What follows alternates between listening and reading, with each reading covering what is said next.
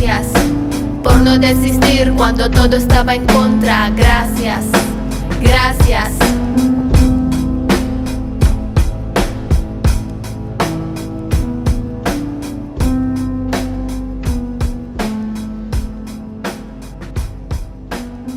Buenas tardes para todas las personas que nos acompañan hoy desde distintos rincones. Nos complace mucho poder compartir este espacio para hacer memoria y honrar las vidas de todas aquellas personas que han sido víctimas de las múltiples violaciones que se viven en nuestro país. Eh, Quisiéramos construir redes de apoyo, de escucha, de empatía y pensar desde la esperanza para empezar a construir un cambio duradero desde nuestros corazones, desde la memoria y la reparación. El 9 de abril es una fecha importante para nosotros como colectiva. Here We Draw the Line es una colectiva formada por un grupo de mujeres migrantes que queremos visibilizar la violación de derechos humanos en nuestro país y asimismo crear memoria desde el arte. Gestionamos espacios de reflexión y encuentro y servimos de plataforma para contar las historias de las víctimas. Nos gustaría que encendamos las cámaras, los que puedan y deseen, para generar un poco más de cercanía. Y les pido apagar sus micrófonos, por favor, para que podamos escuchar muy atentos a lo que tenemos para compartir hoy. Habrán algunos espacios donde podremos reflexionar juntos y compartir sentimientos. Los que quieran podrán tener la palabra en su momento. Quería mencionarles también que esta reunión será grabada, así que quien no desea aparecer puede apagar su cámara sin problema, pero lo que decida de prenderla sería lindo como para verles las caras y sentirles cerquita.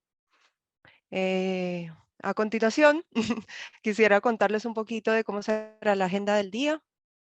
Entonces, primero tendremos unas palabras de introducción por la compañera Tatiana.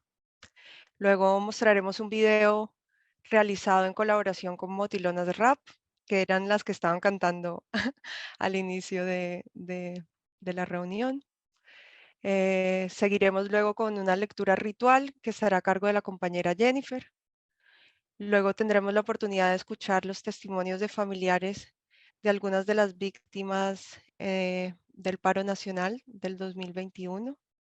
Estará Sitsi Paolín, hermana de Lucas Villa, Yolanda Henao, madre de Héctor Fabio Morales Henao, y Talía Rojas, hermana de Brian Rojas López. Después de esto tendremos un momento para realizar algunas reflexiones como grupo, participar y hablar sobre nuestros sentimientos y esperanzas para el futuro. Y por último, dos compañeros dirán algunas palabras. Daniel Esteban Álvarez, que muchos ya conocen, nos contará un poco sobre su situación y la campaña que se está llevando a cabo para apoyarlo. Em, Pondremos desde el inicio el enlace para quienes no hayan, para quienes no puedan estar toda la reunión, puedan firmar la petición al menos. Entonces, ahorita en un momentico en el chat pongo el enlace para quienes quieran conocer la historia de Dani y apoyarlo firmando. Toma 2 minutos. Y luego tendremos a Eliezer, compañero del Foro Internacional de Víctimas, que nos compartirá un texto sobre la arqueología viva del exilio, refugio y migrantes. Y esa sería como nuestra agenda para el día de hoy. Siguiendo la agenda, le doy la palabra a la compañera Tatiana, que compartirá el discurso de apertura. Bueno, muy buenas tardes y buenos días para todas y para todos. Estas son como algunas palabras que construimos desde la colectiva para homenajear y participar de este día. Mientras yo voy a leer las palabras, la compañera Sirey va a poner unas imágenes de la iniciativa artística que hemos estado desarrollando. Entonces los invito a que pongan la vista de la compañera Sirey para que puedan apreciar los retratos y los artistas. Entonces, hoy, 9 de abril de 2023, nos reunimos nuevamente para sumarnos a la movilización colectiva en Colombia con el fin de reivindicar la memoria de las víctimas de la violencia.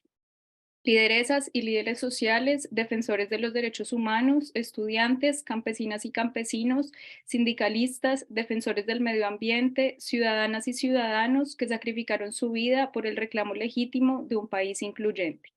Hoy sus luchas son nuestras. La semilla que sembraron ha germinado y es el motor que impulsa la transformación de nuestro país. Si bien la conmemoración a las víctimas de la violencia, particularmente de la violencia estatal, fue una iniciativa liderada por organizaciones sociales durante años, desde el 2011, luego del reconocimiento institucional de la existencia de un conflicto armado interno en Colombia, el 9 de abril se oficializó como el Día de la Memoria y Solidaridad con las Víctimas del Conflicto Armado. La historia social y política de Colombia está marcada por esta fecha. El 9 de abril de 1948, con la muerte de Jorge Eliezer Gaitán, se dio inicio a un periodo de violencia política que la sociedad colombiana y sus dirigentes no han podido resolver.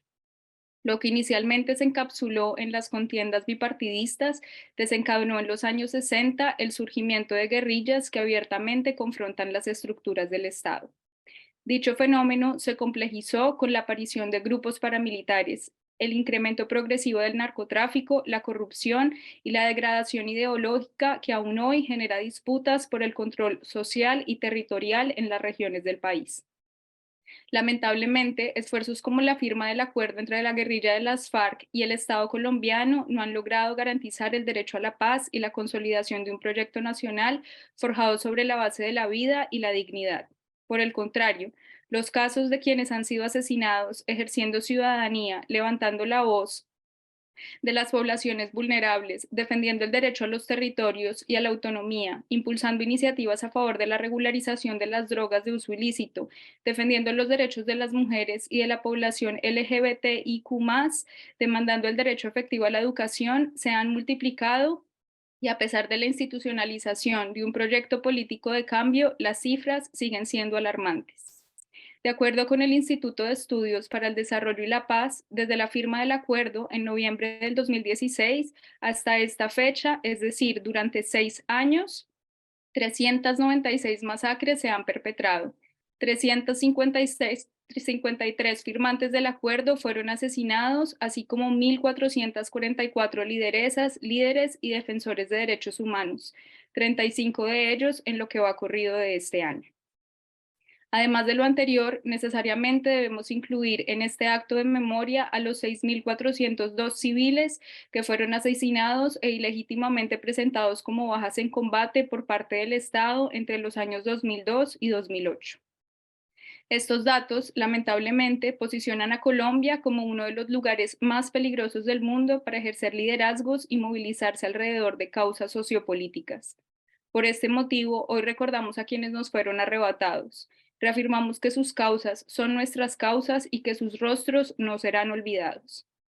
Ellas y ellos son ejemplo para continuar exigiendo equidad, respeto por la vida, garantía para el debate de las ideas y la búsqueda de la libertad, no solo individual, sino en colectivo. Sus voces fueron silenciadas, sus cuerpos fueron despojados, pero sus sueños son ahora nuestra hoja de ruta. El exterminio sistemático de sus luchas no será completado a pesar de la impunidad que rodea sus casos y las respuestas cómplices del Estado que tienden a distorsionar y desacreditar sus causas. Hoy repensamos Colombia y repensamos el mundo. Hoy, de manera coherente, sentamos nuestras voces críticas en contra de las estructuras coloniales, racistas y patriarcales que nos han conducido a un constante estado de guerra. Un estado de guerra en el que el poder es disputado por la masculinidad ligada a la modernidad y a las errantes ideas del desarrollo capitalista. Por todo esto, resulta imperioso asumir nuestra responsabilidad y apropiarnos de las herramientas democráticas que nos invitan a decidir en función de un cambio que reivindique el valor de la vida, que facilite la construcción de un escenario válido para todas las voces y que genere un espacio para un abrazo colectivo a las luchas sociales sin estigmatización o criminalización. Sus luchas viven y son nuestras. Muchas gracias.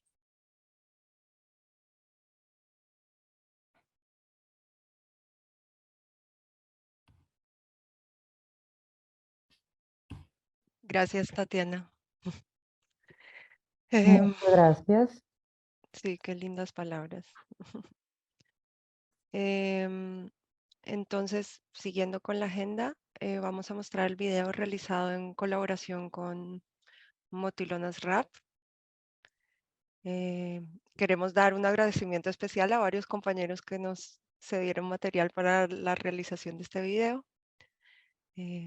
Bueno, Sire, le doy Gracias. la palabra a Sire.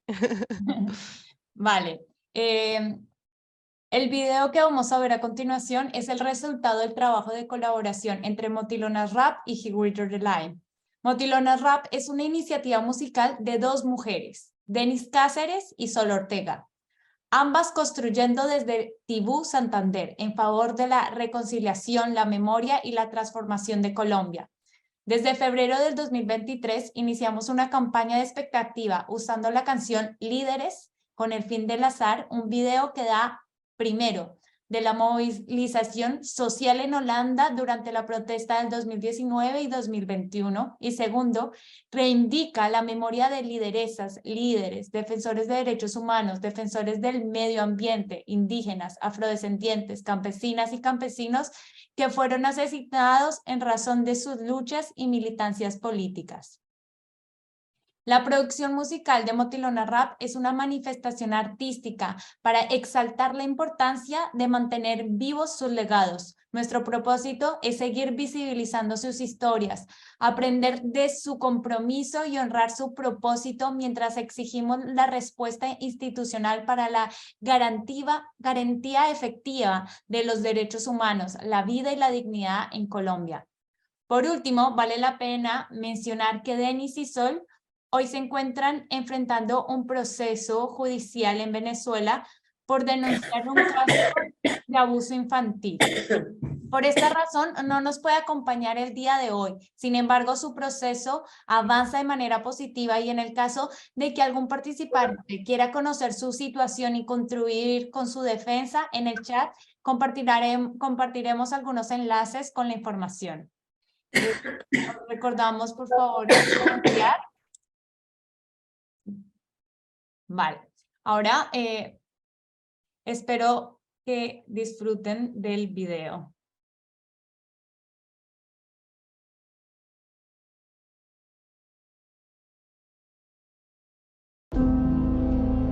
Es más que un minuto de silencio en tu nombre, es una vida entera gritando fuerte.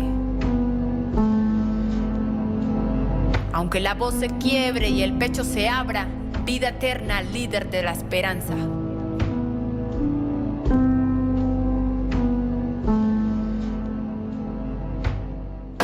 Se apaga una luz, pero no apagarán la voz. Un líder buscando justicia por el bienestar de todos. ¿Qué estás haciendo en tu casa, en tu música, en tu arte? ¿Tu lucha es seria o solo busca entretenerte? Indignación al respecto de lo que está pasando. Un líder o una lideresa nos están matando. El pueblo del que hablo debe estar siempre unido. Un apoyo incondicional, que la fe no se ha perdido. Hoy hablo en esta línea en homenaje a ellos que dejaron su resistencia, un legado para aquellos que seguimos en la brega buscando el bien común. No desistiremos ni paremos por miedo algún. Mi rap tiene un nombre, compromiso con el pueblo, raíz y resistencia, origen del que te hablo. Mi hip hop, mi herramienta, mi escudo, mi armadura. Hip hop cuando respiro, así la lucha torne dura. Hacemos más unidos, unidos somos el peso que necesitamos para apuntarle al progreso. Mi rebeldía es por una vida tranquila y digna, no por un poder que solo genera estigma.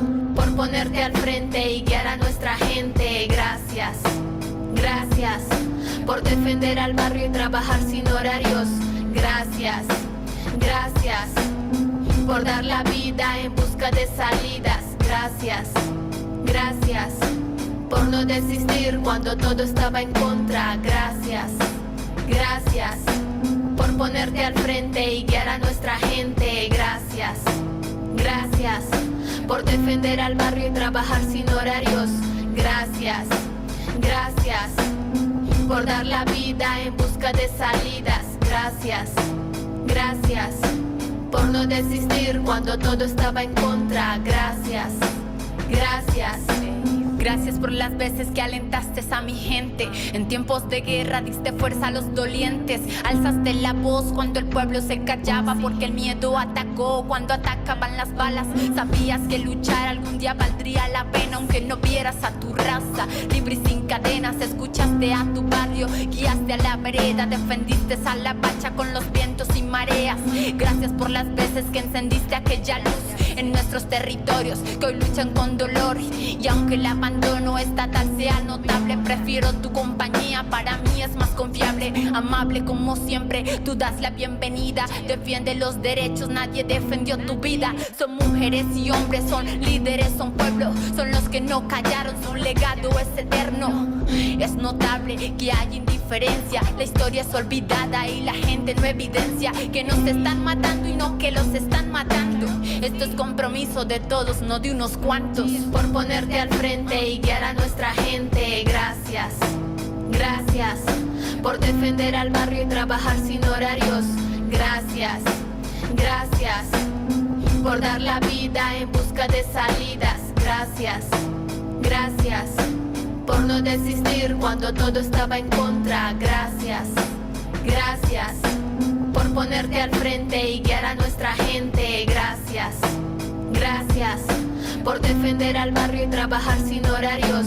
Gracias, gracias por dar la vida en busca de salidas. Gracias, gracias por no desistir cuando todo estaba en contra. Gracias, gracias.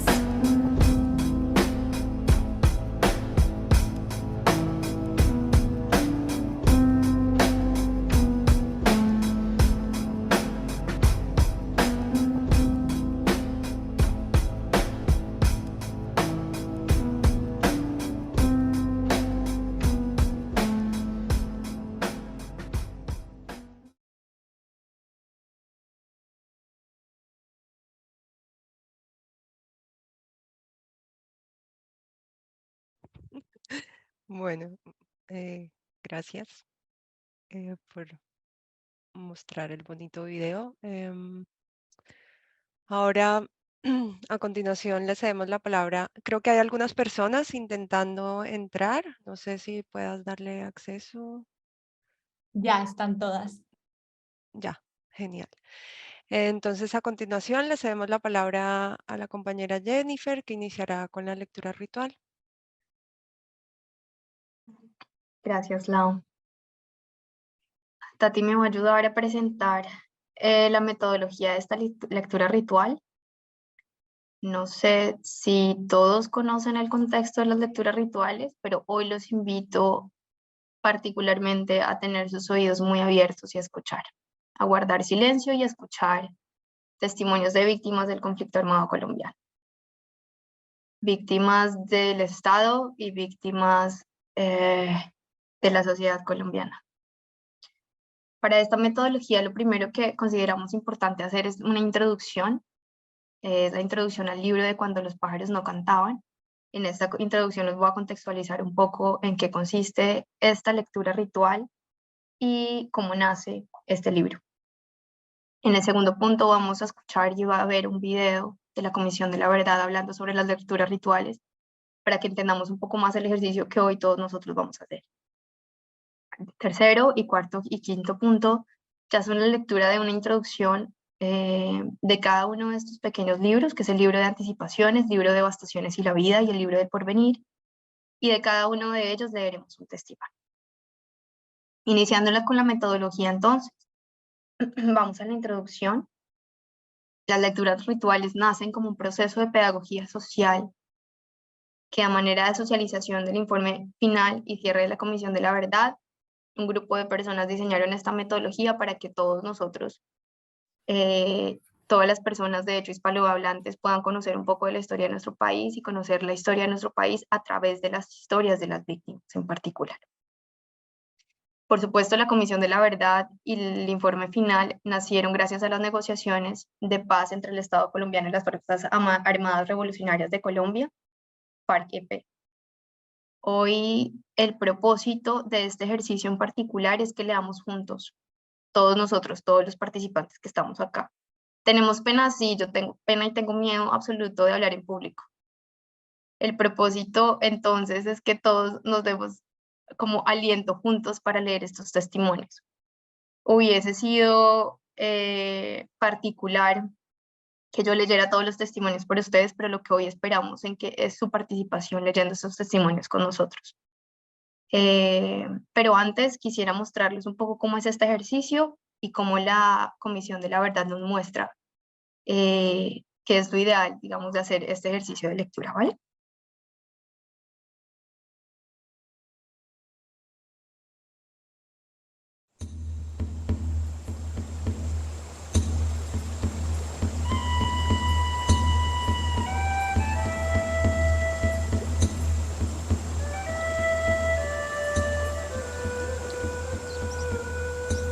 Vamos a hacer vibrar esto, porque finalmente el sonido y la escucha es lo mismo, vibrar. Lo bonito de este instrumento es que cuando tú lo pones, tú pasas suavemente sobre él, pues yo no estoy haciendo mucha fuerza, él toma este tono, ¿sí? Y lo más bonito es que tú sientes la vibración en el cuerpo. ¿Mm? Aquí estamos escuchando, pero también estamos vibrando, entonces. Y eso es lo que queremos hoy. Vibrar todos en la misma nota, mismo canto. El parto del tambor. Después de lo que me pasó y la muerte de mi esposo, yo dije hasta aquí. Me encerré en mí sola. Empecé a trabajar para mi hijo y para mi familia. Y me olvidé de mí. Mi vida era del trabajo a la casa y de la casa al trabajo. Y para mi hijo la plata. Me olvidé de mí. Es tanto que un primo mío me decía, usted está joven, usted tiene una vida por delante, póngase bonita, salga, usted no puede cerrarle la vida al amor.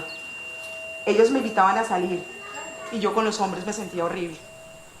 No quería nada. Las lecturas rituales son realmente la pedagogía que nosotros, desde la producción del volumen testimonial del informe final, que nosotros hemos inventado y construido para tratar de compartir las historias que la comisión ha logrado recabar a lo largo de sus años de trabajo, de la experiencia que los colombianos y las colombianas han tenido de la guerra. Entonces, para nosotros poder compartir esas historias, lo que hacemos es leer las historias. Me crucé con Nancy Díaz en el parque.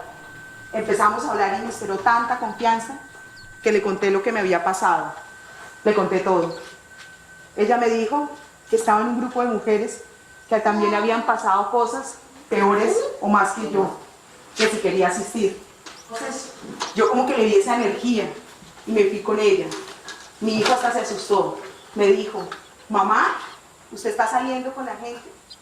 Las historias son historias no de la región donde vamos a leer, sino de otras regiones, y lo que buscan es producir un tejido conectivo y una conexión o una relación entre los seres humanos que, a pesar de los muchos lugares y los muchos tiempos y las muchas experiencias, en realidad terminan por ser similares desde muchos puntos de vista. Entonces, ¿qué es lo que nosotros hemos hecho? Construir los espacios, pensar los espacios para que la palabra pueda ser acogida en cierta medida de manera sacramental. Yo creo que en esto lo sacramental es importante y son espacios dedicados exclusivamente a una reflexión sobre lo que los otros seres humanos nos pueden decir a través de esas historias. Era un territorio campesino, no era un resguardo, no era un consejo comunitario, era un territorio campesino, una finca.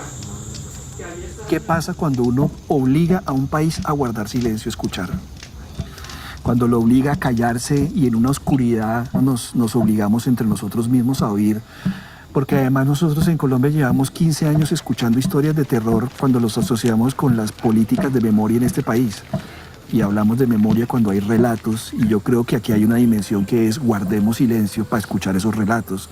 Y ese guardar silencio es producto de los muchos pequeños silencios que vamos construyendo a lo largo de todos los recorridos y todas las rutas y todos los caminos que vamos haciendo con estas lecturas y con estos microsilencios. Y eso a mí me parece que cuando ese concepto logra tener una amplitud y logra mostrarse, me parece que estamos haciendo un ejercicio simbólico muy poderoso. Vamos a ver las cantaoras, allá Lumila está lista toda hora. Vamos a llegar donde Claudina, allá está Arsenia,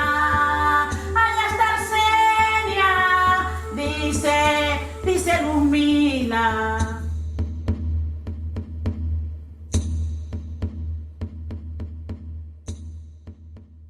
Gracias, Tati. De acuerdo a esto que hemos escuchado y que hemos visto en el video, nuestro propósito de hoy con esta colectiva es que hagamos un tejido colectivo.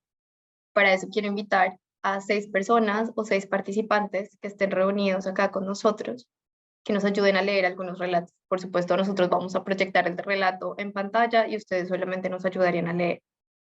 Las personas que quieran participar, por favor, pónganme en el chat yo o su nombre, y en ese sentido yo puedo saber quiénes son las personas que quieren participar y les voy dando paso a la lectura, ¿vale? Ayúdenme, porfa, a poner en el chat. Tengo a Ángela, tengo a Carlos,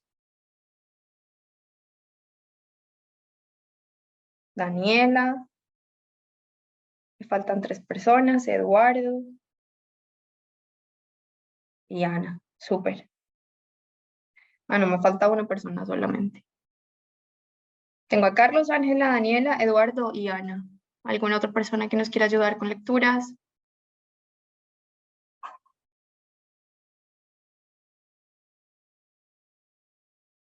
Listo. Súper. Gracias, María Isabel. Maravilloso.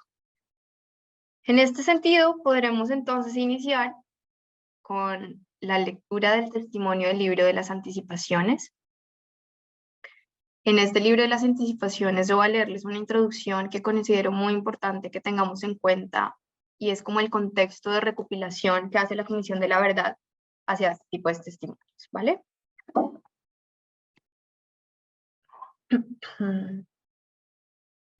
Introducción al libro de las anticipaciones. Cada palabra que se borre es una cosmovisión que desaparece. Un evento que bifurcaba los itinerarios de las personas y que justo después de contar las llevaba a reflexionar sobre cómo se dieron cuenta de que este se les venía encima. A ellos nos referimos como anticipación, a la herramienta narrativa con que las personas trataban de darle sentido al momento en que su mundo comenzaba a reunir capas de sufrimiento, modos de sentir, que nos hablaban de una atmósfera, de un conjunto de condiciones materiales e inmateriales que emergieron como preámbulos del rompimiento de sus certezas y las continuidades de su existencia. Precisamente por eso la historia termina en pico, a veces de forma abrupta. Son una serie de fragmentos en los que se nota lo anticipatorio y en los que se privilegia lo poético, entendiendo como eso que dice sin necesidad de explicar de más. Que las personas estuvieran atentas a los malos augurios de su entorno nos puede dar una idea del acecho de la violencia con el que se relacionaban en la cotidianidad. El libro de las anticipaciones reúne 42 textos distribuidos en 6 secciones. Los 2 primeros grupos, ¿Qué le pasó a mi hijo? Y Algo me atravesó, giran en torno a sentimientos que con frecuencia se percibieron en el cuerpo de las personas que hablaban. Mujeres que tuvieron corazonadas, sensaciones que hacían del cuerpo un extraño de sí mismo. Las siguientes secciones reúnen otro tipo de señales. ¿Escuchaste eso? Interventores divinos y emisarios de la naturaleza. Son señales que provienen del contexto social de las personas. Rumores, helicópteros escondidos en el cielo. También los eventos sagrados, emanados de diversas prácticas religiosas y de sus lenguajes particulares, son parte de esos avisos o señales. Lo sagrado, inmaterial, tenía una forma de hacerse presente y que se unía a la naturaleza. Las aves que emergían como emisarios míticos nos hablaban o nos advertían. El río que se enfurecía, las abejas que se alborotaban. Finalmente, la sexta de estas secciones anticipatorias, la ironía de la muerte, incluye abrazos, besos, risas y silencios, que unidos a la red de significados que sirvieron de contexto tuvieron un potencial premonitorio. El libro de las anticipaciones termina con una pequeña sección de tránsito hacia el libro de las devastaciones y la vida. Son fotografías instantáneas, por así llamarlas, 19 fragmentos, donde los opuestos se intersecan y las binarias de la confrontación armada deshacen en función del tejido colectivo de la vivencia. No hace falta argumentar que las encrucijadas que traía consigo la guerra También se le presentaban a las combatientes, indistintamente del bando en el que se encontraran. Aquí me encantaría pedirle por favor a Ángela si nos ayuda a leer este pequeño testimonio. Ángela, ¿tienes ahí buena Sí. visión de texto y estás con buen sonido? ¿Me escuchan? Perfecto, te escuchamos Ok. perfecto. Gracias. Fueron cayendo como moscas. ¿Quién era la chiqui? ¿Quién soy? No sé. El hecho es que tengo que ir muy a mi adolescencia, a mi infancia. Mi mamá y mi papá eran ya desplazados de la violencia de Villa Restrepo, Tolima. Fueron desplazados hacia Bogotá y yo nací en Bogotá, hija del desplazamiento. Y entonces también fue víctima de estas otras violencias que no se dicen, pero que tocan muchísimas familias de desplazados y también a familias de refugiados. Es que cuando a uno le quitan el lugar en donde se forma una familia, las familias se rompen. Mi papá nos abandonó. Desde muy niña veía muchísimas injusticias en mi barrio, en el Carmen de Bogotá. A los 16 años quise suicidarme y mi profesor de filosofía del INEM fue el que me salvó. Resulta que me llevó a una reunión de la JUCO, de la Juventud Comunista, y tengo que decirle que esas reuniones de ahí del barrio El Carmen y el Claret fueron las que me salvaron la vida. En la JUCO me sentí un ser vivo por primera vez, un ser que le servía a la nación, un ser que no iba a seguir sufriendo y que podía cambiar el mundo. Por eso me volví de la JUCO y seguiré siendo del Partido Comunista Colombiano hasta que me muera. Había mucha esperanza para nosotros, para ir a hacer huelgas, para ir a hacer mitines, para organizar las votaciones. Fue genial, pero era una época dura. Fue una época durísima de represión. Nosotros participamos en el primer paro estudiantil y ahí desaparecieron a mis compañeros.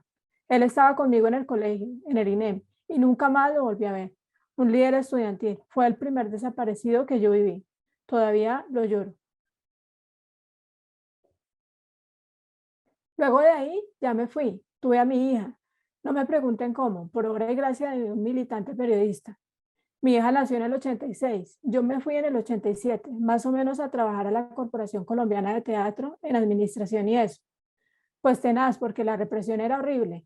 Fue la creación de los primeros grupos paramilitares que se llamaban MAS, que eran muerte a secuestradores. Decían que todos los artistas éramos subversivos. Empecé a militar en la célula de la Candelaria, que estaba con Pachito, con Patricia, con mucha gente muy, muy buena. Solamente que fue terrible. A todos los compañeros les pusieron chaleco antibalas.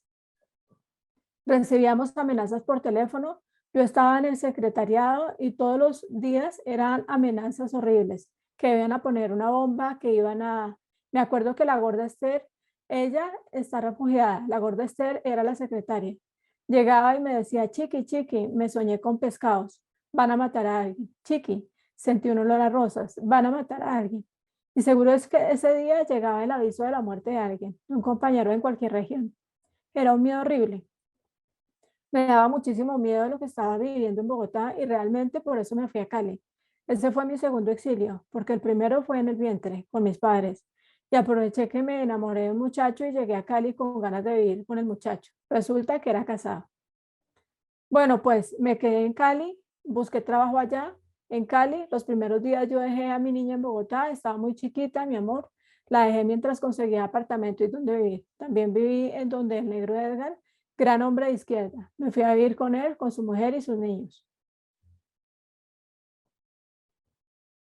Llevaba 2 meses en Cali con ese calor tan terrible y había conseguido trabajo enseñándole a los pobres de Agua Blanca a manejar los directorios telefónicos. Yo no sé si es que la gente me veía Rolita, pero yo entraba en las casuchas más pobres y más miserables que había visto en la vida y la gente me decía, venga, venga, tómese una sopita, venga, tómese un juguito.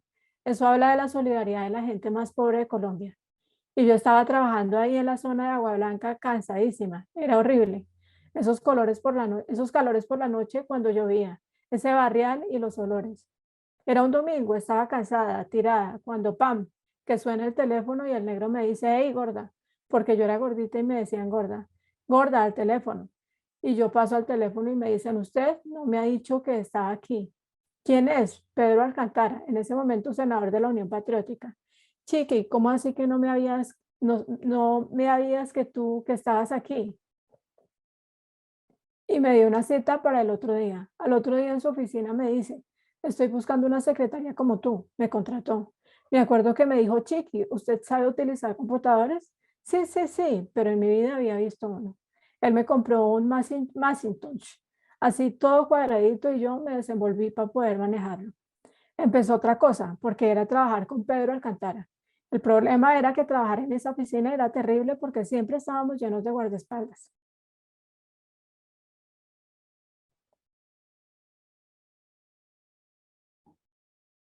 No podíamos ir a ninguna parte. Pedro estaba amenazado. Pedro andaba con chaleco antibalas. Todo el mundo. No me acuerdo cuánto trabajé ahí con él. El caso es que un día me dice, bueno, Chiqui, me voy. ¿Para dónde? No, pues me toca salir refugiada.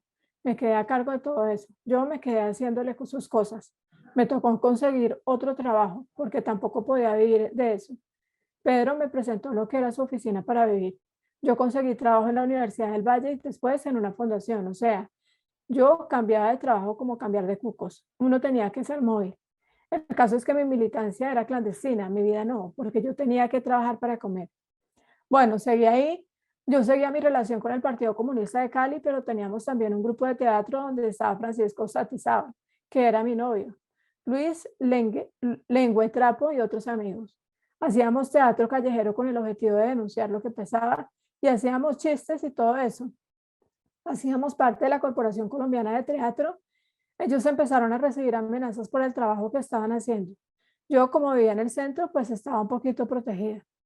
Me acuerdo que estábamos ahí el 11 de octubre del 90. Yo me fui para Bogotá a pasear porque mi hermano cumple el 12 de octubre y pues había un puente.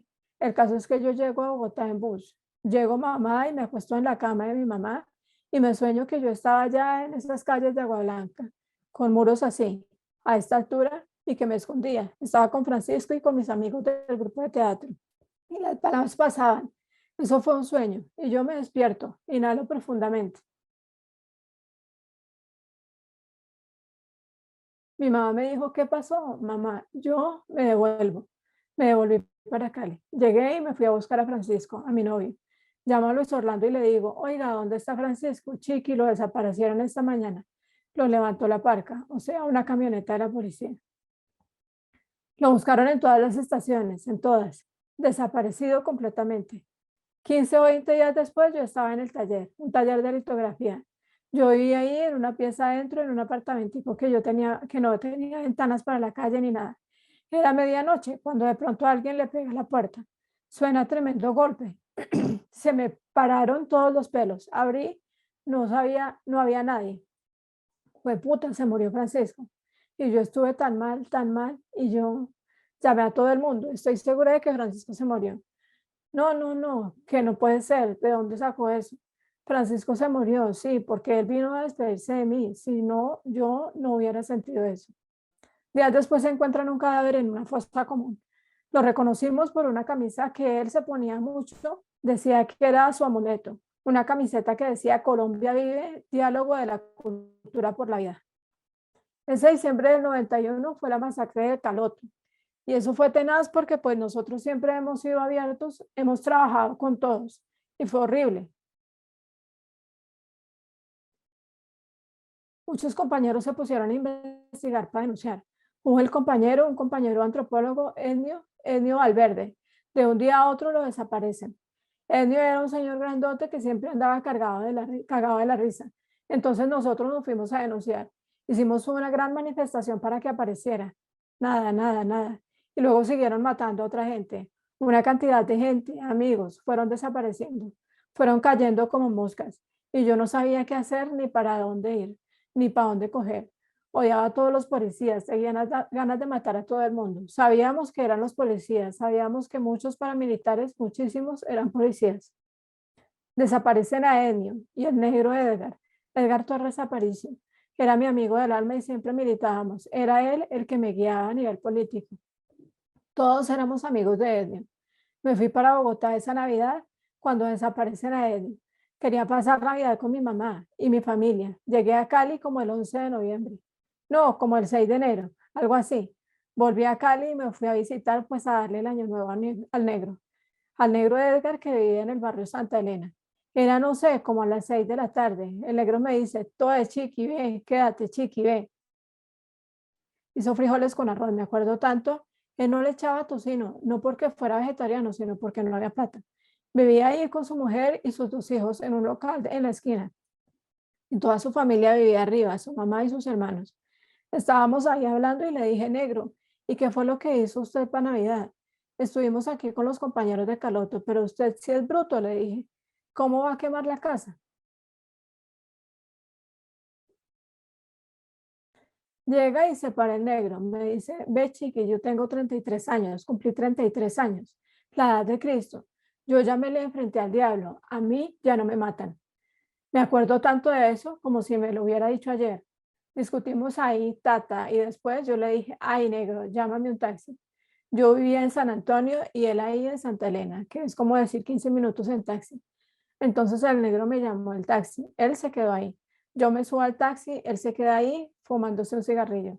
Yo me fui como el culo hablando con la Juanita, con mi hija. Llego a San Antonio y le digo al taxista, por favor, espéreme ahí que voy a sacar la plata. Entro en mi casa, el teléfono estaba sonando, contesto. Era Irma, la mujer del negro. Chiqui, acribillaron al negro y casi la acribillan a usted. Marica, el taxi no había arrancado cuando ya le estaban disparando. No valió que el negro se le hubiera enfrentado al diablo, ¿viste? Ese año fue tenaz. El año siguiente, el 92, fue tan tenaz. Los compañeros del partido me dijeron, Chiqui, váyase.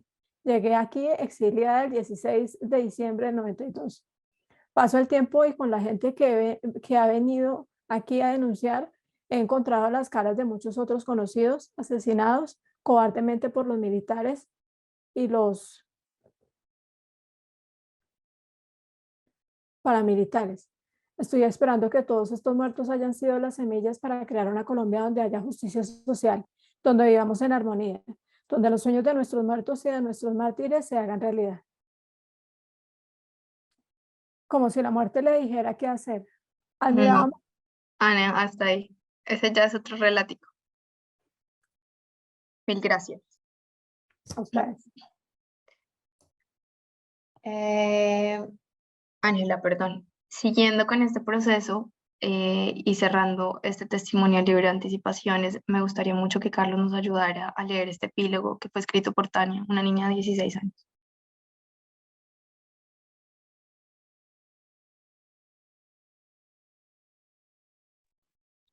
Hola, hola, ¿ahí me escuchan bien? Súper.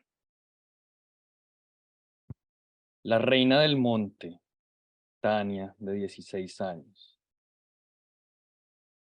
Escuché caer las bombas y hasta la tierra tembló de miedo. Sentí el rugido de la muerte zumbar frente a mi rostro y cada poro de mi cuerpo entonar una canción luctuosa. Escuché caer las bombas y de pronto fui prisionera del aire. El canto de las hojas se hizo uno con mi grito. Mi savia y la del bosque pintaron de fiesta mis pupilas, caudal gozoso, cópula apasionada, bramido de acero quebrándose en mi espina. Escuché caer las bombas y luego ya no hubo un yo, ni hubo nada.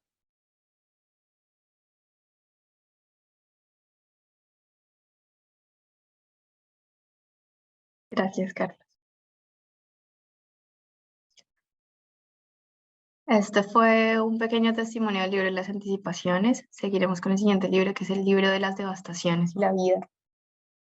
No sé, Eduardo, si tú me puedas ayudar a leer la introducción de este libro, por favor. Buenas tardes, claro, sí, sí puedo. Te escuchamos súper bien. Muy bien, muchas gracias. Bueno, un abrazo a todas desde Países Bajos, exiliado, Eduardo Elías Osorio. Identidades limítrofes. Aquí nos hablan personas con identidades limítrofes, es decir, que habitan sus cuerpos transgrediendo la norma heterosexual. Ellas nos contaron acerca de la manera en que se construyeron un lugar para su diferencia y sobre los castigos que se le impusieron por ello. Por sus elecciones de vida, la guerra se encargó de marcarlas en sus cuerpos y de sustituir sus nombres con denominaciones genéricas. Habitar una identidad limítrofe implicaba, en palabras de alguien que nos contó su historia, habitar un cuerpo que estaba escrito con violencia. Gracias, Eduardo. Mil gracias. Con mucho gusto. Leeremos ahora un testimonio. Me gustaría que Ana me ayudara a leer este testimonio. Ana, ¿estás ahí? Sí, acá estoy. Súper, yo te escucho muy bien. ¿Tienes buena visibilidad del texto? Sí. Maravilloso, mil gracias. Como si fuéramos animales. En esa época estaba toda la ola de la teología de la liberación y yo fui mucho más cercana a esa filosofía que a ninguna cosa de izquierda política. Conocí al M19 en mi secundaria y no me metí para descubrir que existía Bolívar, Marx o Engels, porque eso yo ya lo sabía. No me importaba leer cualquier periódico siempre y cuando estuviera diciendo algo sobre la situación social que había. Al país se le estaba aplicando el Estatuto de Seguridad. Ya nos estaban llevando a la policía. Habían matado gente en marchas. Nosotros marchábamos porque en el colegio se habían robado la plata para el laboratorio o porque a los profesores no les pagaban. Entonces, ¿qué hacían? Nos detenían y nos daban garrote. Solo que la confrontación con el M desenmascara la cosa. A mí me detienen en el 79. Me montan en un carro. Me llevan a mi casa y me vendan. Eran militares, pero estaban vestidos de civil. Ese día yo alcanzo a ver cerca a mi casa que venía un niño con unos patines. Era el hijo de una chica que fue muchacha de servicio. Él creció con nosotros. Ahí saco la cabeza, me bajo la venda como puedo y empiezo a gritar. Me tienen los militares, dígale que me van a matar. De verdad, al niño tuvieron que llevarlo a la cárcel para que me viera porque él estaba convencido. Se la llevaron y la mataron, decía. Fueron casi 2 meses sin verme. Es en la noche cuando empiezan las torturas, pero desde que llegas te golpean y te putean. Siempre te están denigrando y tratando mal. En la tortura me joden la rodilla, me golpean muy feo físicamente, me hacen el ahogo, me pararon como en un montículo de arena y resulta que eran unos hormigueros. Vos estás pensando, me voy a morir. Pero uno tiene 17 años, está acostumbrada a guerrear la vida, a vivir entre hombres, a que mis hermanos me dieran puños. Entonces yo era muy contestataria. Eso llevó a que en las primeras 24 y 48 horas de que me hubieran detenido, el primer día y la primera noche de estar en la remonta, me violen. Después de la violación me tienen que llevar a enfermería. Duro ahí como 1 o 2 días. Entran a mi mamá y ella nomás me abrazaba sin decir nada. Tranquila, mamá, estoy bien. Era lo único que yo le decía. Pero mi mamá llegó de catre a la casa. Se enfermó de los nervios y no se volvió a parar hasta que le dijeron que yo estaba en el Buen Pastor. A ella no la estaban torturando, pero no podía dormir sabiendo que me tenían allá.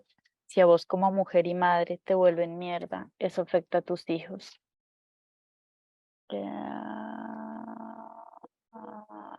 No puedo leer la última línea. Eso afecta a tus hijos, la leche con que estás amamantando a tu bebé.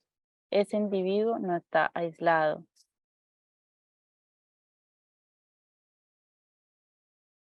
Por allá en una montaña, sino que está inserto en una familia, en una comunidad. O sea, que lo que le pasa a ese individuo afecta a los otros. Y bueno, luego de la enfermería volví a lo mismo. Es tenaz cuando te ponen electricidad. Yo quedo muy hecha mierda para siquiera poder resistir mucha de la otra tortura. Llegó un momento en que dije, ya no voy a resistir más. Es por instinto de supervivencia que uno termina dejándose ir en ese sentido. ¿Qué más da? ¿Cómo salís de eso? Salís corriendo, que te peguen un tiro. O salís vuelta mierda físicamente y tratás de reconstruirte como persona, no comer el cuento de todo lo antihumano en que te han puesto. Una de las torturas más berracas era esa, que nos deshumanizaban poniéndonos a ser de animales. Ellos decían, usted es la vaca, haga como una vaca. Y tenías que hacer como una vaca porque si no, no te dejaban de golpear. Ellos gritaban, el caballo, el cerdo, la gallina y se cagaban de la risa. hacían un concierto de los animales. Eso es bien berraco. Es tan cagada que nosotros llegamos a reírnos de eso. La risa también es una forma de sobrevivir al dolor y a esa deshumanización.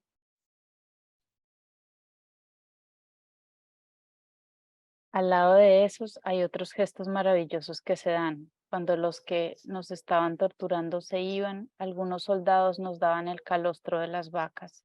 Eso fue lo único que comí durante el primer mes. Y hubo un soldadito que se trajo un huevo tibio entre sus pelotas, que era lo que les daban de desayuno. Me convenció de que me lo comiera, diciéndome que tenía una hermana de 15 años que se parecía a mí. Así pensé, este huevón de verdad que me va a dar un huevito, y me lo comí. Otro de los soldaditos me tiró una guayaba que seguramente cogió de un árbol. Me la estaba comiendo cascarita por cascarita cuando de pronto veo un gusanito. A mí se me movieron las cuerdas de todo. Lo cogí y lo puse en la pared y empecé a darle la guayaba. Eso con los años te pega. Ahí pude reconocer mi humanidad. Estoy viva. A mí no me han derrotado, dije. Decido alimentar ese gusano. Si vivía el gusano, iba a vivir yo. Eso me cambió todo el panorama, que yo no tenía expectativa de quedar viva.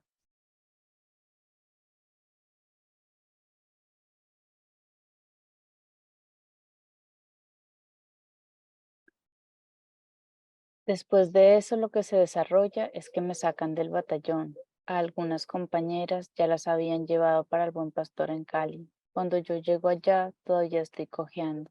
Estaba llorando de la emoción porque me iban a llevar para la cárcel. En la cárcel aprendimos muchas cosas. Nos poníamos a leer literatura, a discutir, a hablar de historia.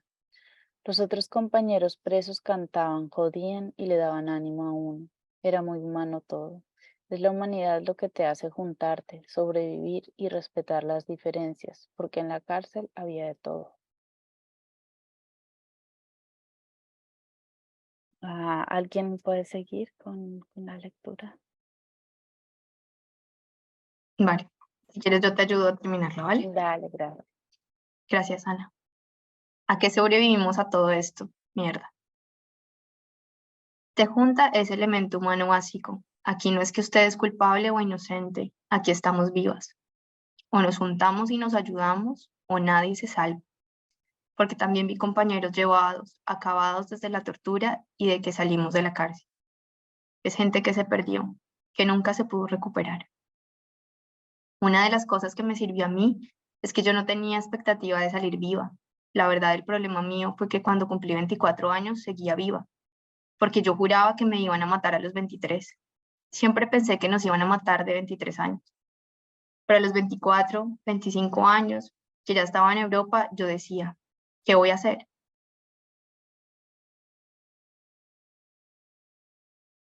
Porque estoy viva, jueputa. Si han matado a tanta gente y pensás, ¿qué voy a hacer con tanta vida?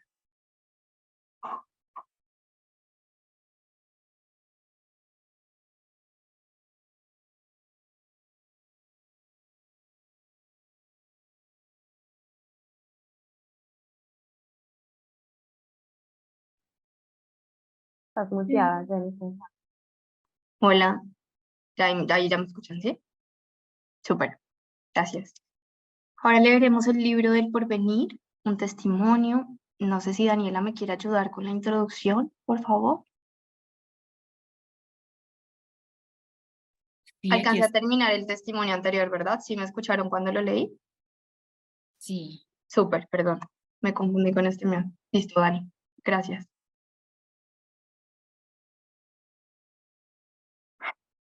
Las comisiones de la verdad reciben su mandato en un momento intermedio, entre el pasado que investiga y las expectativas e ilusiones sobre el futuro. Precisamente una de las reflexiones más importantes de este tomo testimonial tiene que ver con ese porvenir. ¿Qué expectativas de transformación puede haber en un país aún en conflicto? ¿Se puede hablar del mañana? Algunos podrían afirmar que no, y menos en un informe final de esta naturaleza, que busca darle un orden y una explicación al pasado. Sin embargo, el libro del porvenir se pregunta justamente por aquello que permite imaginar lo que viene y por sus retos. Cuando por ello se trata de una pregunta sobre el futuro. Por el contrario, se trata de entender cuáles son los recursos sociales y culturales que comunidades concretas tienen a la mano para imaginar el porvenir desde la cotidianidad de su presente, algo que en ocasiones significa soñar con un pasado idílico. inalcanzable o heredar los proyectos inacabados de generaciones anteriores. Después de escuchar testimonios alojados en el sistema de información misional de la comisión y de recolectar algunos, encontramos que el porvenir se reducía a fragmentos, a párrafos que si acaso aparecían al cierre de las entrevistas o después de que se preguntaba, ¿quiere contarle algo más a la comisión? ¿Qué opina del proceso de paz? ¿Qué cree que pasará más adelante? Así que tuvimos que aguzar el oído. El porvenir se escondía en el paisaje de la devastación y solo se escuchaba en su antagonismo con esto. Las personas no imaginaban el mañana sin cierto matiz de desesperanza. Lo contrario, un futuro idealizado, quizás solo tenga sentido si se sueña desde la indiferencia. Por ello, este libro no pretende ser apologético, sino mostrar las contradicciones, las imposibilidades y la incertidumbre de la esperanza, ya que el dolor puede fácilmente tragarse las historias. Las narraciones que vienen a continuación fueron editadas de forma que se presentara sin profundizar en él. En otras palabras, la densidad del dolor puede variar de una historia a otra. Pueden ser 3 párrafos o 2 páginas, lo necesario para dar paso al porvenir. En este sentido, debe ser claro que el dolor no está ausente y que el esfuerzo del equipo no fue eliminarlo, sino reducir su volumen. Por otro lado, encontramos que el porvenir no es diacrónico. Aunque se proyecta desde el presente, los futuros posibles y las grandes transformaciones se conectan con los proyectos que las personas llevan soñando durante décadas. Asimismo, las historias de este libro nos permitieron comprender que en la vida cotidiana también hay un proyecto de nación. Si bien las personas no entendían su quehacer como algo digno de contar. Por ello, la construcción de paz no solo debe verse a través de la reinstauración de la institucionalidad y la estatalidad, como suele proponerse desde las visiones más comunes al tema, sino también en sus formas de operación cotidiana. Finalmente, esta apuesta se materializó en las 4 secciones de este libro: Dolores que congregan, que retrata la juntanza en torno al dolor que ha creado relaciones de pertenencia y solidaridad; Convivir, significar y resistir, en la que se reúnen aquellos esfuerzos sociales por crear mundos comunes donde se pueda volver a convivir con los demás; Territorios de la escucha, que presenta la materialidad de esperanza, o sea, el día a día de proyectos sociales que pretenden transformar una realidad concreta; y a manera de cierre, Encuentros, que presenta escenarios en los que sus protagonistas se volvieron a ver luego de haber estado en bandos contrarios o en posiciones de vulnerabilidad durante la guerra. Y a manera de cierre, el epílogo al porvenir, Destierros, condena una serie de relatos que nos permiten preguntarnos qué viene para un país que pone en riesgo el futuro de sus jóvenes. Consideramos que este es el cierre apropiado para el tomo testimonial, uno que reflexiona sobre las muchas y múltiples facetas que adquiere el futuro en un momento de incertidumbre. Como decíamos, no se trata de una mirada enceguecida por la esperanza, pero sí de una que se fija en algunos destellos por los que vale la pena luchar y que se deberían proteger, motivos a sí mismo para soñar de su mano con una realidad diferente. Gracias, Dani. María Isabel, ¿me ayudas por fin a leer este testimonio? Claro, ¿me escuchan bien? Gracias. Mario, mi esposo, murió en la primera masacre del 3 de noviembre del 2000 con 19 personas más. Ahí murió mucha gente inocente, mucha gente que nada tenía que ver con esa guerra. Nadie estábamos preparados para una cosa de esas, ni siquiera imaginábamos que nos podía ocurrir aquí, acá, en el pueblo, jamás. Uno no veía sino la gente trabajadora luchando por salir adelante, por sacar los hijos adelante. Eso era lo único que veía. Uno piensa, pero ¿por qué le pasó a fulanito esto? ¿Por qué? Que mucha gente ahí murió inocentemente. Muchos de los que murieron no supieron ni por qué. Por ahí para el 2004 o 2005 nos decían, ustedes de todo ese dolor que les tocó vivir, deben de hacer un salón de memoria. ¿Y para qué puede servir una cosa de esas si ya nuestros seres queridos no están con nosotros? ¿Qué nos pueden importar a nosotros los demás? Había mucho dolor, estábamos encerrados en nosotros mismos. Murieron hasta vecinos, hasta amigos, hasta conocidos, y nos vinimos a dar cuenta por ahí a los 9 años de que había pasado la masacre. Y nos vinimos a dar cuenta por ahí a los 9 años de que había pasado la masacre cuando vinimos a poner esas fotografías allá. Uno se quedaba aterrado. ¿Cómo así que este fulano murió? ¿Cómo así que este también? Y ese también, ese no que está trabajando por allá en tal parte que había dicho, además de los que murieron, pero que sus familiares no trajeron la foto. Mucha gente no quiso traer la foto. Muchos en ese tiempo no le apostaban a este proyecto de memoria que comenzamos a construir. El personero, un muchacho de por acá, insistía, y entonces nos llamaban a esas reuniones. Ustedes, todas las que son víctimas, las necesitamos aquí para hacer reunión con ustedes. Nosotros íbamos allá y nos sentábamos y una persona nos decía, ¿a usted qué le pasó? ¿A ustedes cómo les tocó vivir la guerra? ¿Usted dónde estaba? ¿Usted a quién perdió? Unas no solamente habían perdido al esposo, sino que habían a los hijos, la mamá, el papá, niños que quedaron prácticamente solos. Eso era una cosa aterradora. Terminaban las reuniones y nos poníamos a hablar, nos poníamos a contar las historias. ¿Quién era el marido? ¿Quién era el hijo? ¿Los hijos cómo eran? ¿Qué anhelos tenían? ¿Qué aspiraciones tenían? Cuando nos poníamos a desahogarnos sentíamos un alivio al salir de aquí. Todos nos conocíamos, teníamos anécdotas, eran amigos, vecinos, era la gente de por acá. ¿Y cuándo será que volvemos a encontrarnos? Tan bueno, como es que se descansa cuando uno se desahoga. Y que cuando nos volvemos a ver, cuando nos encontramos, eso era lo que más anhelábamos. Ahí fue cuando comenzamos a entender que la vida tenía que continuar. La vida no se nos había acabado. Teníamos que seguir luchando por esos hijos que habían quedado con nosotros, para que más adelante ellos fueran un apoyo. Cuando hablábamos era recordando, ¿se acuerda del bigote de fulano? ¿Se acuerda cuando íbamos por allá? Nos animamos y dijimos, vamos a traer la fotografía de cada uno de los seres queridos, los que murieron. Les vamos a poner un sitio. No sabemos dónde todavía, pero les vamos a poner un sitio para que los familiares y los amigos puedan venir a visitar a sus seres queridos acá. Para nosotros fue un comienzo poder hacer esa memoria. Es que uno entra aquí y se acuerda. Gracias a Dios los tenemos allá en el cementerio. Pero muchas veces uno va al cementerio y ahí dice, aquí yace fulano de tal. Pero ¿cómo era este fulano de tal? ¿Cómo era mi papá? Yo ya no me acuerdo cómo era mi papá. Acá, en cambio, uno dice, me voy a ir a pasar por allá a ver quién está, a quién me encuentro para charlar un ratico, para tomarnos alguito.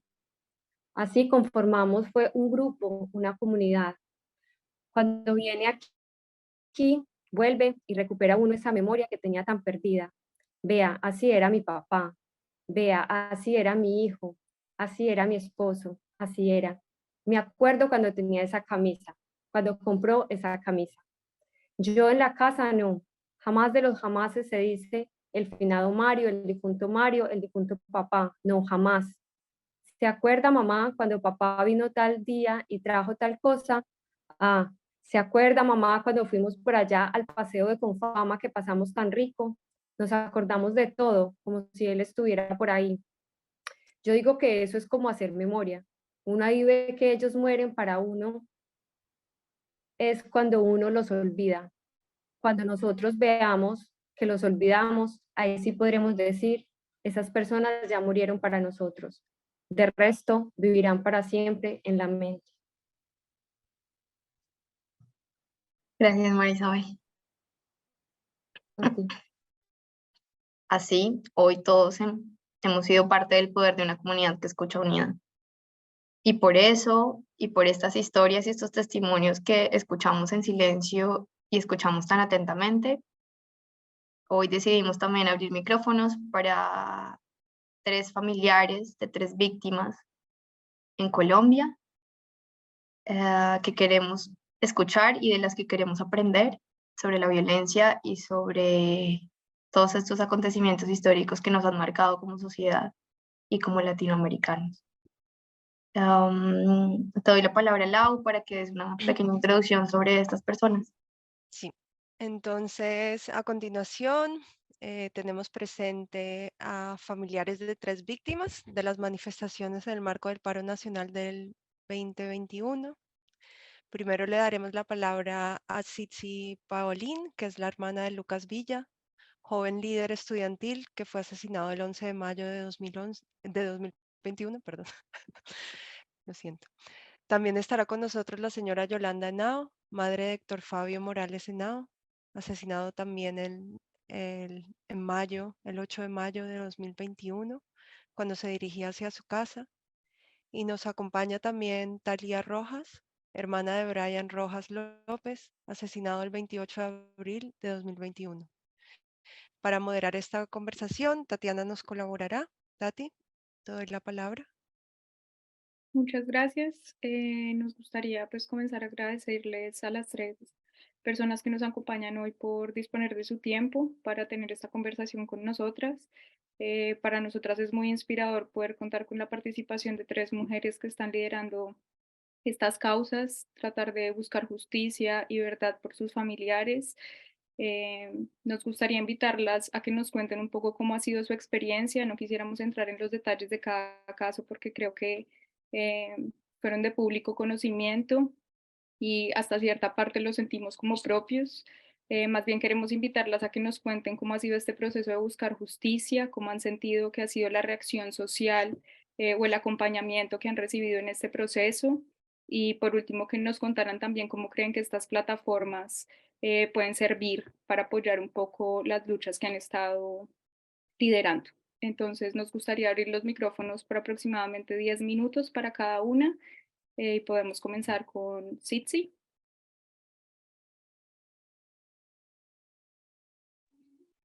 Hola, buenos días acá pues desde Colombia. Muy agradecida por la invitación, por estos espacios de memoria. La verdad, conmueve mucho escuchar esas historias y me recuerda mucho cuando mi mamá le pasó la situación con Lucas cuando estaba en el hospital, que ella agradecía que de cierta manera ella supiera dónde estaba su hijo. Así estuvieran las condiciones en que estuviera, pero que sabía cómo estaba y que no lo habían desaparecido. Mi mamá se encuentra en España y en medio de todo ese conflicto en el año 2021 fue muy difícil para ella saber que estaba lejos de sus hijos, sobre todo porque es que somos 5 hijos más y ella se preocupó por el bienestar y la salud del resto. Lucas era un hombre que era nuestro hermano mayor y se preocupaba mucho por cuidarnos. Siempre en su mente estaba cuidar a sus hermanitos. Y parte del momento cuando él recibe el atentado que posteriormente acaba con su vida, el mensaje que nos mandaba mi mamá, su pareja en ese momento era que él de cierta manera se había como sacrificado por la seguridad de sus hermanos. Mi mamá y ella lo querían ver así, que él se preocupaba mucho porque en esos momentos no fuera otro el que estuviera sufriendo una calamidad como esa, porque él era el más fuerte, siempre fue el más fuerte, siempre fue el que vivió experiencias más extremas y él cuidaba a sus hermanitos. Él durante su vida siempre pensó en ser una persona que inspirara, que entrara en el corazón de los otros. Curiosamente, hace muy poco vi un examen final que él presentó en la carrera que estaba terminando, donde el video él empieza a hablar de cuál es su experiencia y qué es lo que concibe, sobre todo lo que ha aprendido en la carrera de Ciencias del Deporte y la Recreación. Y él empieza a hablar, es conmovedor porque lo vi hace muy poco. Y él empieza a hablar y empiezan a aparecer otras personas con la voz de fondo de él, como si él se presentara o hablara a través de ellos y ellos hablaran por él de su experiencia, como si se vinculara con las personas en el video. Un video de 13 minutos.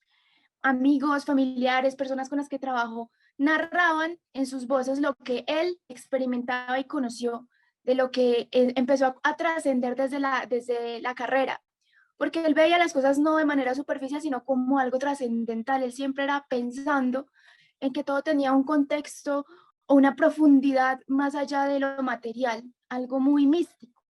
Y me pareció curioso porque eso pasó cuando él fue asesinado. Él entró dentro de todos. Todos sentimos, digamos que ese mensaje que él quería dejarle al mundo, legarle. Todos sentimos a Lucas muy nuestro. Más allá de que yo fuera su hermana, hablo por la experiencia de las personas que se me han acercado y que me han dicho que nunca habían sentido, digamos que un dolor así por alguien que desconocían totalmente. Entonces, de cierta manera, ese fue el legado de mi hermano. ¿Y por qué les cuento esto? Porque pues es algo que no que no se ve en las noticias, es algo que se vive desde la familia o de la experiencia personal de cada uno de los familiares. Obviamente mi experiencia es diferente a la de mis hermanos, pero como quería expresarles un poco de eso, que era mi hermano, más allá del el bailarín, del muchacho que estaba marchando pacíficamente, que le dio abrazos a los policías. Era una persona con conciencia y que quería que todos tuvieran ese despertar que él concibió, que él consiguió. Frente ya como víctimas, digamos que realmente durante el gobierno de Iván Duque, el Estado fue cómplice del homicidio de mi hermano. Vimos una experiencia donde nos enfrentamos realmente, es que literal nos sentíamos como David contra Goliat, pero esta vez David no tuvo la onda para vencer a Goliat y nos arrebataron a nuestro hermano. Nuestro hermano no murió esa noche en el asfalto. A él lo asesinaron, terminaron con su vida en el hospital. Y creo que es una anécdota que se repite para muchas de las víctimas del paro nacional, que estando con posibilidades de sobrevivir en el hospital, los terminan allá. Porque desafortunadamente muchos de los centros hospitalarios son manejados por mafias políticas y mafias paramilitares y narcotraficantes, ¿sí? Porque es que eso está completamente enlazado, desafortunadamente. Para nosotros ha sido una experiencia dura porque es algo que no podemos contar ni poder sumar como testimonio contra el crimen de la vida de mi hermano, contra el crimen en contra de todo lo que vivimos alrededor de haberlo perdido, de saber que realmente no teníamos ni la posibilidad en un centro que se supone que se tiene que deslindar de cualquier acción externa, porque se supone que es un lugar donde prima la vida, no lo encontramos allí. Sin embargo, entonces, por fuera, ¿qué fue lo que encontramos como víctimas? A la gente, a los que no tienen poder, a los que tienen voluntades, ayudándonos. Gente, así como en muchas de las narraciones, cuando uno va a los lugares más con dificultades económicas, más vulnerables, te reciben con más solidaridad y apertura que el que tiene. Y nos dieron su amor y eso fue un bálsamo increíble para seguir luchando no solo por la justicia del crimen de mi hermano, por saber quiénes fueron, sino por brindarle la esperanza al resto de los colombianos que se sintieron tan adentro con Lucas, para demostrarles que a pesar de que él se fue en carne, él seguía en espíritu, de que no debíamos rendirnos. Y por eso, pues como hermana decidí poner en riesgo mi vida, ¿sí? Pero pensé que no podíamos quedarnos callados con miedo, ser víctimas escondidas en nuestros hogares llorando y esperando que alguien nos auxiliara y esperar que otro nos salve, porque llevamos décadas esperando que otro nos salve y dejando que los malvados sigan asesinando. La experiencia como víctima, de cierta manera, es muy fuerte, porque realmente te rompe la burbuja donde estás de comodidad y te enfrenta a lo que es Colombia, lo que ha sido gobernada y cómo ha sido gobernada y cómo ha sido manejada y controlada. Y sin embargo, estamos en un momento muy especial, porque a pesar de todo eso podemos hablar. En un pasado posiblemente haber hecho lo que yo estoy haciendo ya me tendría en otro país o me habría costado la vida. Sin embargo, sigue siendo un riesgo. Sin embargo, sigo obviamente en un país como Colombia contemplando la posibilidad de recibir un atentado frente a las amenazas que vengo recibiendo repetidamente por mi activismo. Pero sin embargo, creo que la ciudadanía y Colombia y la esperanza y el futuro de un país que realmente merece salir de la violencia, merece tener voces de esperanza, voces que no callen con las balas. Y hemos recibido mucha ayuda de la gente, de las organizaciones, del Estado. Actualmente se necesitan herramientas y conocimientos para acceder a esas ayudas, pero sentimos un poquito más de esperanza cuando cambió el gobierno, porque obviamente pues hay más control de ciertas autoridades para que no sean también los enemigos. Es como pensar que antes, desafortunadamente yo lo digo aquí, antes la policía tú la veías como un enemigo más, ahorita es un problema menos, en el sentido de los que cumplen con su deber como funcionarios. ¿Y por qué digo la policía? Porque en el caso de mi hermano, la orden de no estar en el lugar de los hechos, de no auxiliarlo, de ver patrulleros alrededor preguntando si podían entrar y que el coronel de la policía dijera, allá no entra nadie. El coronel que hoy está libre, que no está vinculado a la fuerza pública, pero no está vinculado al caso.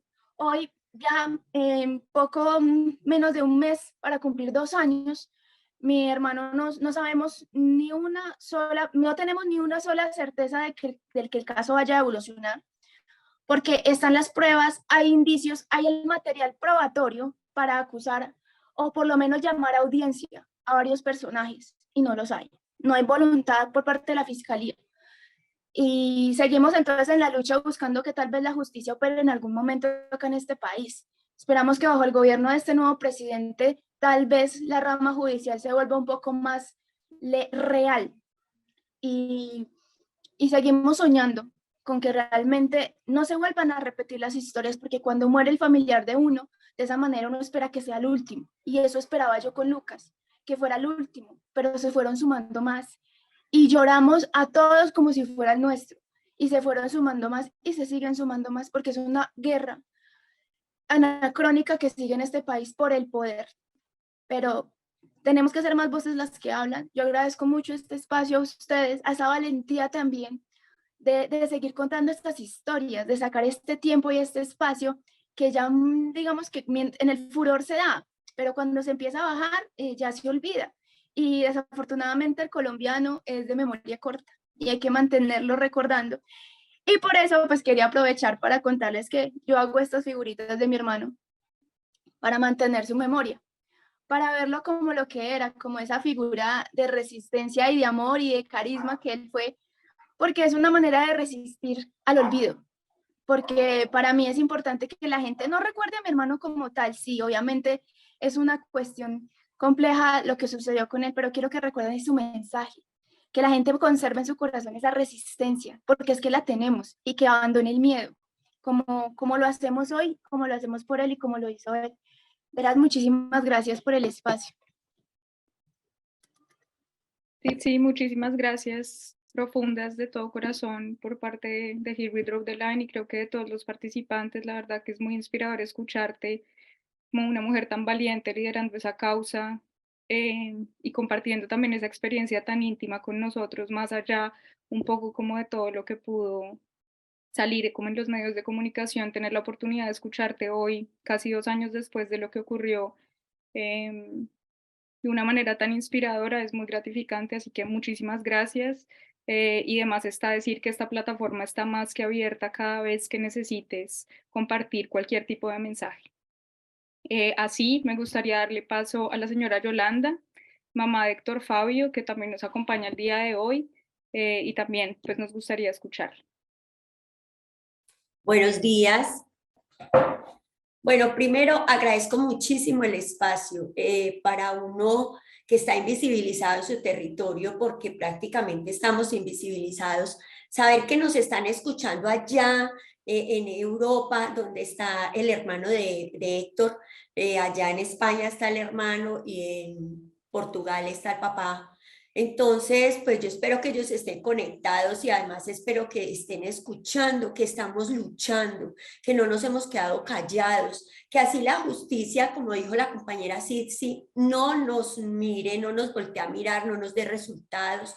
Es más, el caso de Héctor acá en Pereira lo han investigado todos estos 23 meses sin hipótesis, sin resultados. Y ahora yo dije, ay no, tenemos que llevarnos el caso para Bogotá. Y me dijeron, no señora, usted el caso no se lo lleva.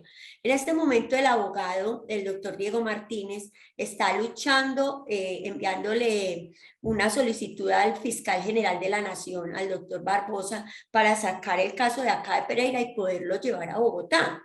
Pero eso hasta ahora ha sido un dilema que no se ha logrado, tanto que ya la herramienta que vamos a utilizar es una carta pública. Entonces, estos espacios que ustedes nos brindan son muy gratificantes, ayudan muchísimo a esta lucha, pues de corazón las acompañamos. Para mí en lo personal, vivir lejos de mi tierra es una cosa tan dolorosa que ni siquiera la he contemplado en mi vida, ni siquiera eso.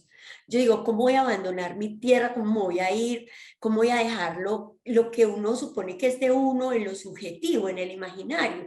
Este es mi sol, esta es mi luna, y ustedes ven el mismo sol y la misma luna que yo, pero no en la misma, no en la misma, digamos, en el mismo nivel emocional, porque ustedes abandonaron sus padres, sus amigos, sus espacios, sus recuerdos, porque uno cuando tiene un recuerdo acá en la tierra de uno, pues uno va, yo voy al río y me baño en el río Túnez, la cristalina, porque siento que es mía, pero ustedes ya no, ustedes ya lo dejaron en el imaginario de cómo era de rico ir al río y bañarme en la cristalina. Mi admiración total, total.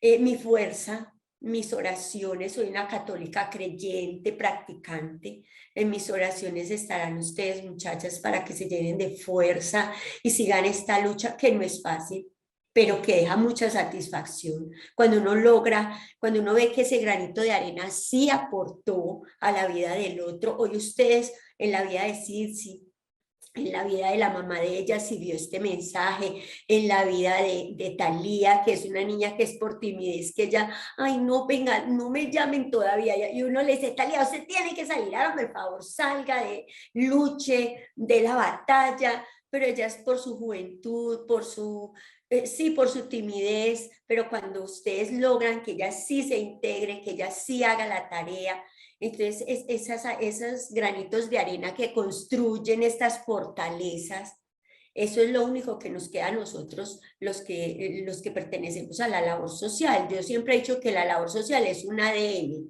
que esto ni se compra, ni se vende, ni se adquiere. No, esto viene en el ADN. Y aquí lo tenemos y aquí lo estamos juntando.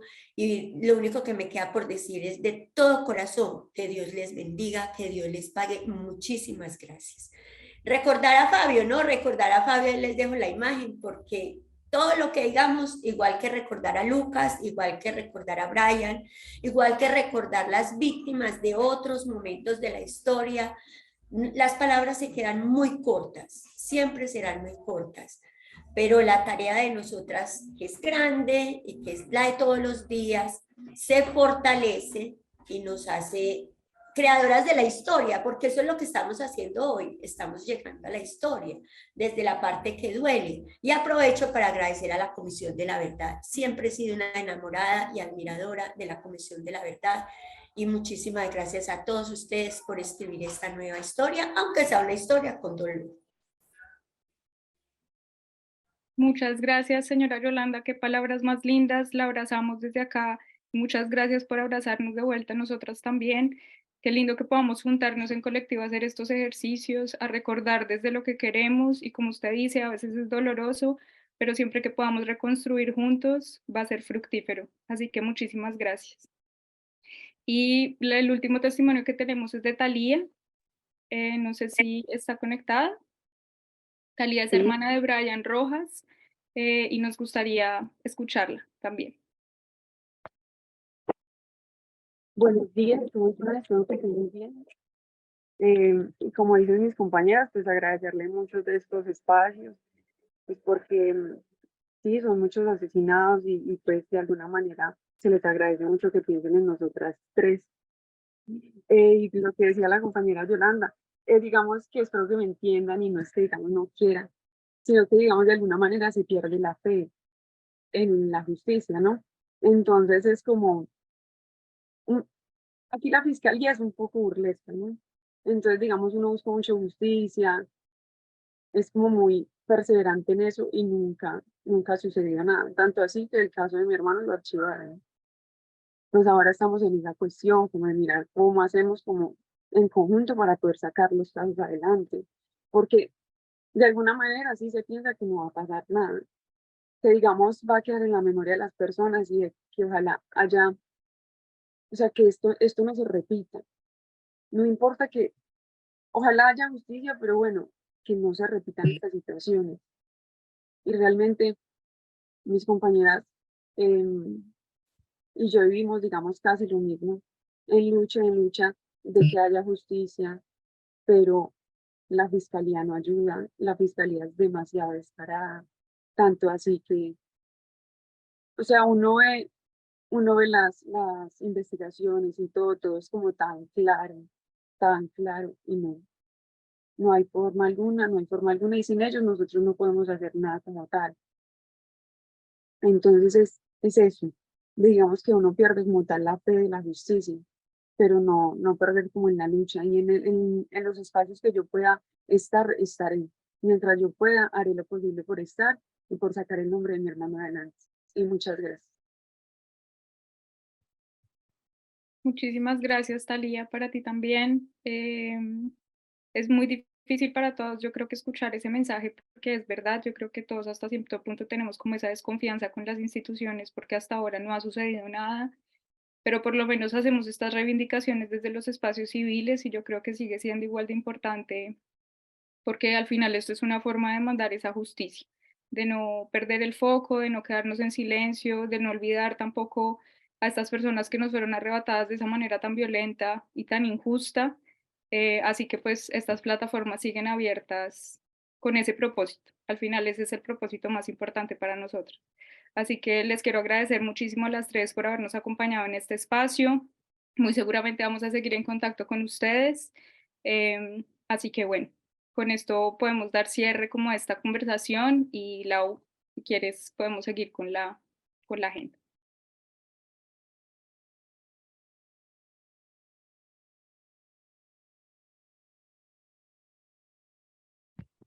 Perdona, es que creo que venía Jennifer que nos va a mostrar unos audios. Sí, Sí. pero bueno, de este proceso como de comunicación, digamos que el propósito de la colectiva también es abrir este espacio y que todas estas personas que han sido víctimas de la violencia puedan ser escuchadas. Estos son espacios en los que como colectiva queremos aprender, queremos escuchar y queremos seguir conociendo y entender cómo desde la colectiva y cómo desde comunidad podemos aportar a la sociedad. Hemos realizado estas lecturas rituales, estos conocimientos de las historias de las víctimas en Países Bajos, con la colectiva y con una fundación que se llama La Pava. Y de estas lecturas y de estos encuentros y estas lecturas rituales, que nosotros las llamamos lecturas rituales itinerantes, luego de escuchar testimonios de las víctimas, hemos redactado algunas cartas para las víctimas, desde la humildad y desde el entendimiento de querer comunicar y entenderlos y decirles que están siendo escuchados y que seguimos siendo parte de esta misma familia, que es la misma familia de las víctimas. Por eso hoy queremos compartirles con ustedes unos audios de estas cartas que hemos hecho desde Países Bajos. Son cartas escritas por personas que han hecho parte de las lecturas rituales y que fueron grabadas para poder ser compartidas con ustedes. Y les pongo estos audios como para que conozcan un poco el sentimiento también que nos embarga, porque a veces no sabemos cómo expresar muy bien nuestros sentimientos o no queremos aceptar cómo nos sentimos frente a estas situaciones.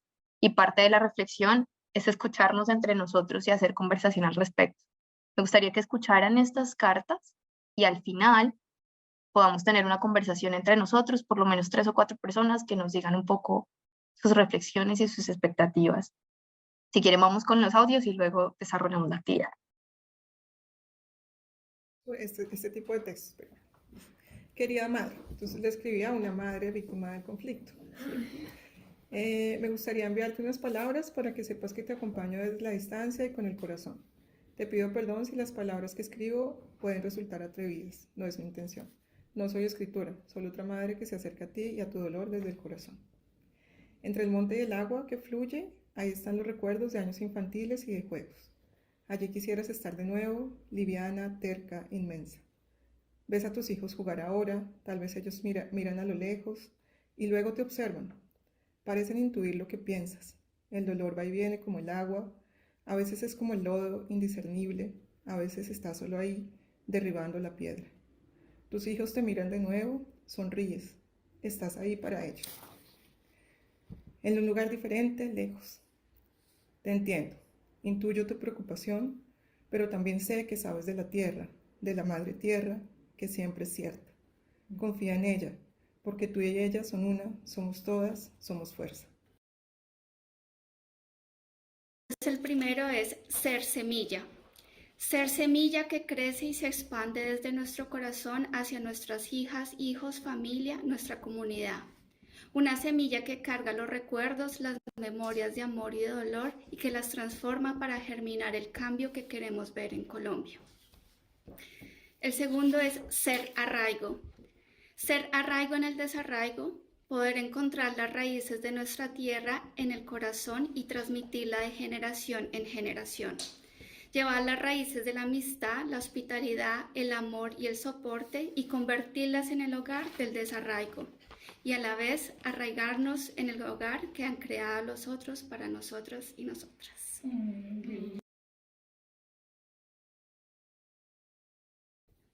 Ok. Buscando poemas para escribirles encontré uno que decía algo como ojalá poder escribir para apaciguar las penas y alegrar el alma.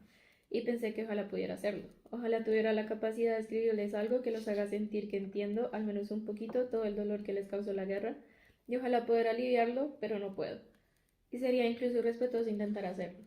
Lo que sí puedo decirles es que admiro profundamente la valentía con la que han enfrentado una realidad tan violenta e injusta. Admiro la alegría que aún conservan y sobre todo la continua esperanza de que podemos vivir en un país en paz. Y aunque no puedo aliviar su dolor ni entenderlo, sí puedo unirme a ese esfuerzo para que esto que les tocó vivir no se repita. Que no le toque a otro joven más, como a mí cuando tenía 17, salir a marchar para exigir vivir en paz, cuando es lo mínimo que deberíamos tener, para exigir que dejen de matar a los líderes. Prometo que desde mi rinconcito aquí en Holanda seguiré contando su historia y haciendo que el mundo no se olvide de que nuestro país es más que guerra. Tal vez no pueda aliviar su dolor, pero sí puedo agradecerles por ser inspiración para todos nosotros, porque sin su trabajo constante desde sus territorios y con su dolor transformado en lucha, ni siquiera estaríamos hoy luchando por un país en paz, seguiríamos solo luchando. Mil gracias. Andrea. Bueno. Hola, soy Daniela Mejía Castaño y a veces cuando me siento triste me gusta leer este poema. No tienes que ser buena, no tienes que atravesar el desierto de rodillas arrepintiéndote. Solo tienes que dejar que ese delicado animal que es tu cuerpo ame lo que ama. Cuéntame de tu desesperación y te contaré la mía.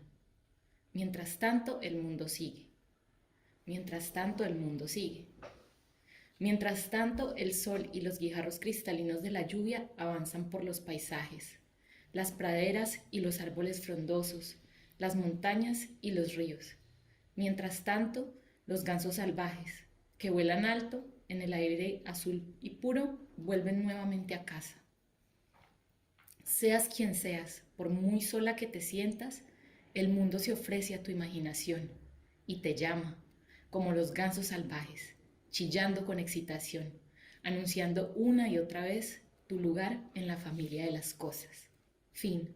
Espero con mi corazón que este lindo poema también te acompañe, te guste, te diga cosas o que no te diga nada. Deseo que cada día dejemos que nuestro cuerpo ame lo que ama sin sentir culpa. Desde Groningen, Países Bajos, Daniela Mejía. Estos son algunos audios que tenemos de esas cartas que escribimos después de hacer lecturas rituales, después de escuchar testimonios de las víctimas. Y hoy me gustaría abrir micrófono a 3 personas que participen en este grupo y que quieran compartirnos su experiencia de haber sido parte de esta lectura ritual, de haber sido parte de este grupo de escucha, de este grupo de silencio que solamente quiere aprender y reconocer el sufrimiento de alguien más. Me gustaría saber quién quiere participar, quién quiere hacer algún comentario al respecto de las lecturas rituales o de los testimonios de las víctimas.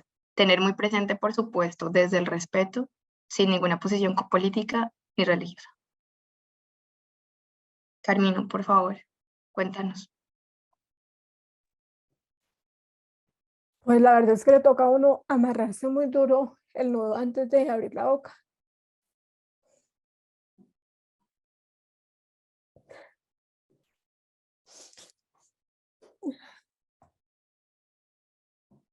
Y más que nada quedarme con la tranquilidad de que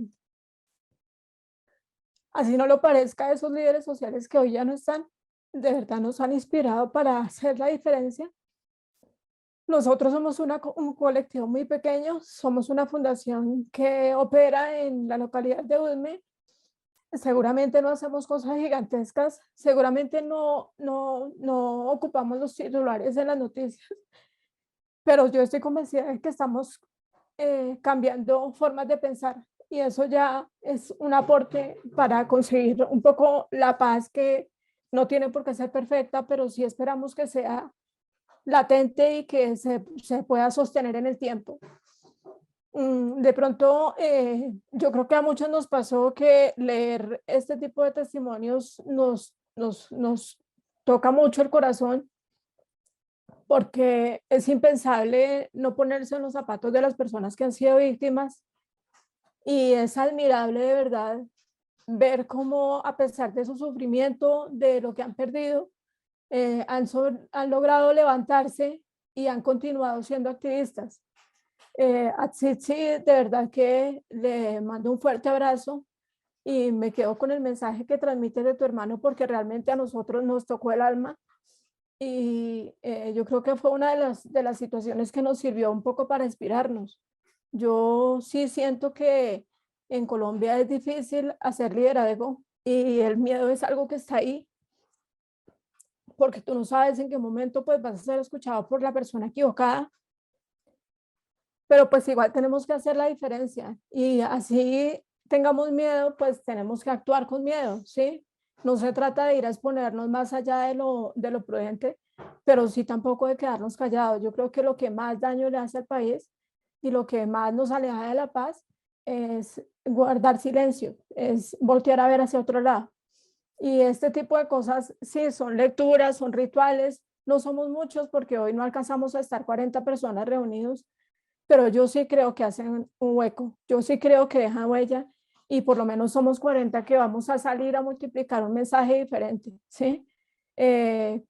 Nos pasa mucho como activistas y como líderes que de pronto en las juntas de acción comunal y en los mismos comités de participación que están habilitados, peleamos entre nosotros, ¿sí? Y eso pues es un poco incoherente porque no se trata como de perpetuar las guerras, así sean en pequeñas escalas, sino que definitivamente la intención debe ser todo el tiempo construir desde la diferencia y recibir con cariño eso que el otro tiene diferente que seguramente yo no tengo, para que podamos construir algo que perdure en el tiempo y que bueno poder decir que le dejamos a nuestros hijos y a nuestros descendientes un país muy rico en diversidad y un país tranquilo y próspero para vivir. Muchas gracias. Gracias, Ángela. Te siento en todo mi corazón. Siento cada palabra, cada una de las palabras que dijiste. ¿Alguien más quiere participar? ¿Quiere, no sé, aportar algo a esta comunidad, a esta escucha?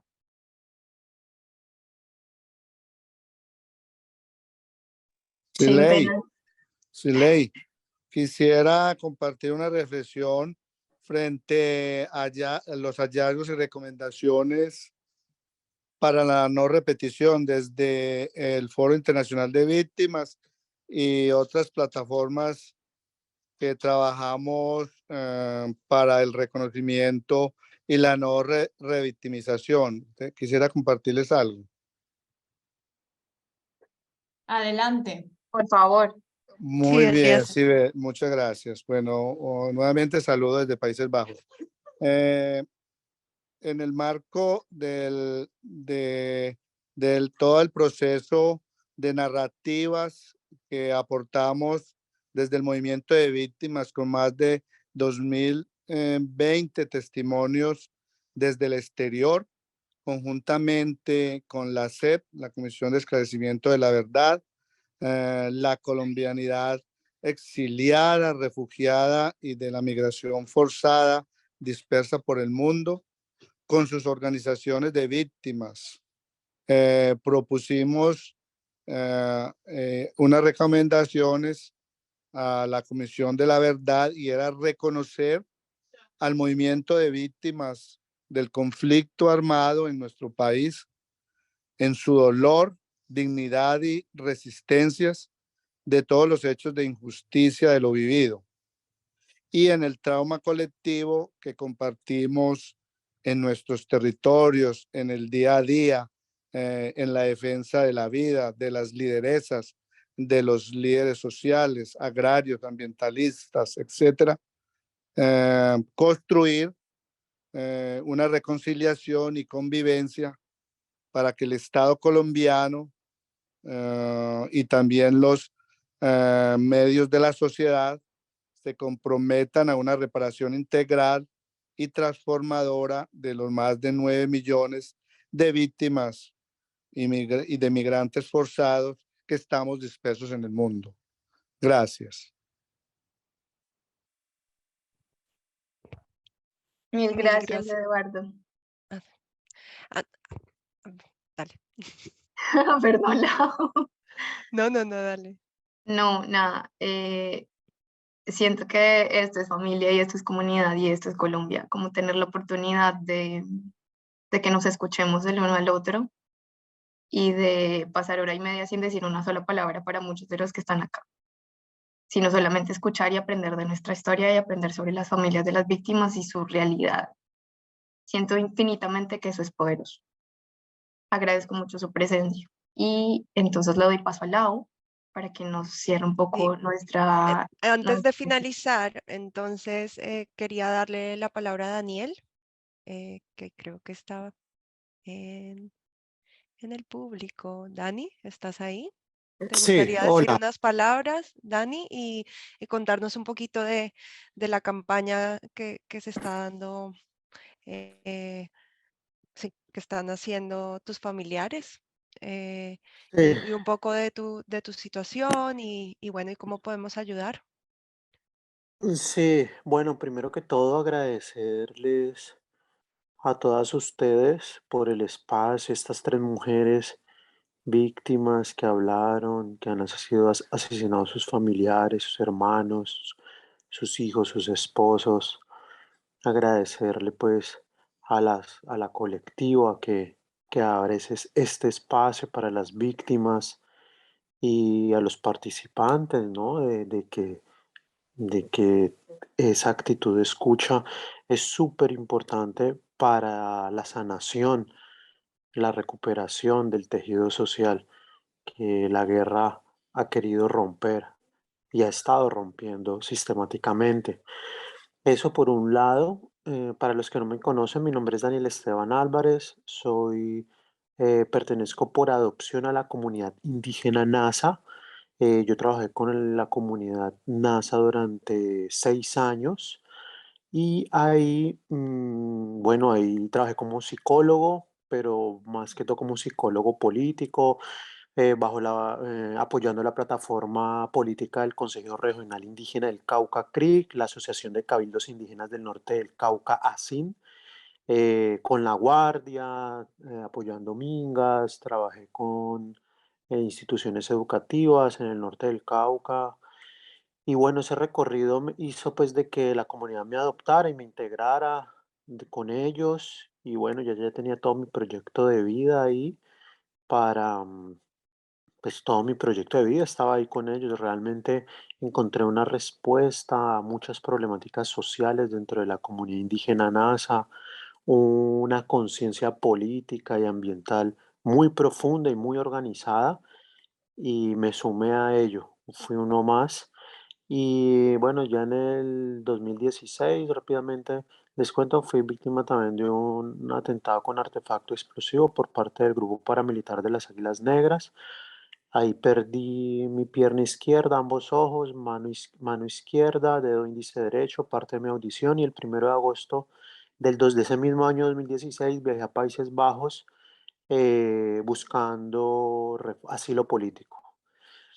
El asilo político, actualmente estoy indocumentado y el asilo político me fue negado por, pienso que hay 2 razones principales, que es uno, para el gobierno holandés, aquí en Países Bajos, Colombia es un país en paz por la firma de los acuerdos de paz con la guerrilla de las FARC en el 2016. Y dos, bueno, cuando yo llegué aquí, la investigación y el análisis académico por parte de la academia y diferentes organizaciones alrededor del asesinato sistemático de líderes sociales no estaba consolidado, era un fenómeno que a pesar de que sí existía, o sea, siempre han asesinado líderes, siempre han asesinado, pero cuando se firma el acuerdo de paz, se empieza a enfocar este asesinato sistemático no a estos líderes como que aparecen en televisión o estos grandes líderes, sino a pequeños líderes comunitarios,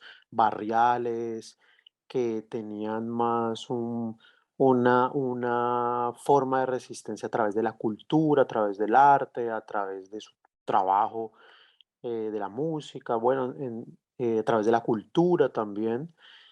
Entonces, claro, yo llegué aquí, yo no me identificaba como líder, sino simplemente como un colaborador de las autoridades indígenas, de los Netwesh, y nunca me identifiqué como líder hasta que, bueno, empezó a salir estas investigaciones de los perfiles de los líderes sociales que están asesinando, que fue esta organización, la PAES, esta organización Pares sacó el perfil de los líderes sociales y bueno, pues dos de los perfiles ahí encajaba con lo que yo hacía dentro del territorio.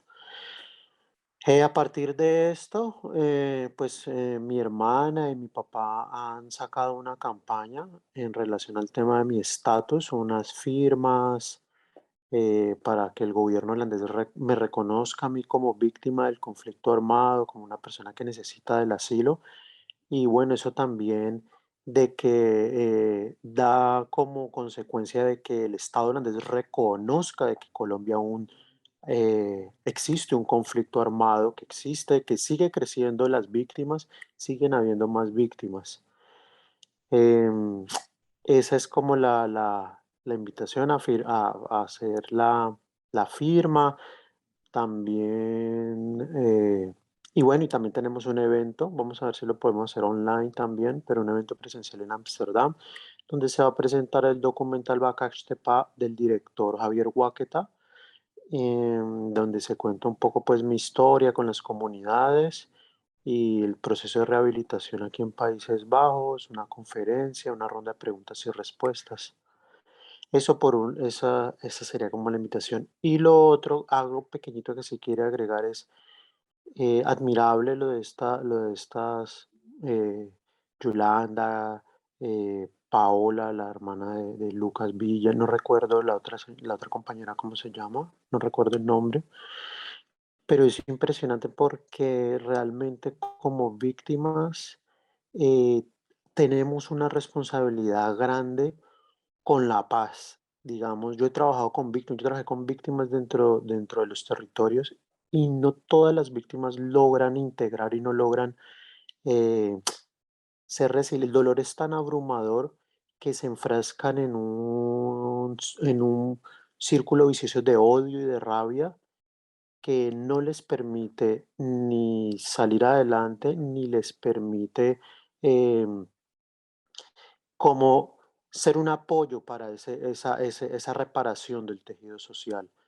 Entonces, realmente de admiración, de mucho respeto lo que están haciendo y la responsabilidad grande que tenemos las víctimas es con la paz, con la reconciliación y de que esa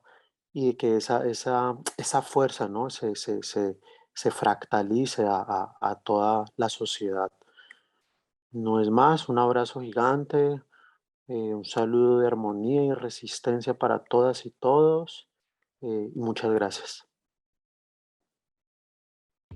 Dani, muchas gracias. Compartí el enlace para apoyar a Daniel. Si pueden firmar en el enlace.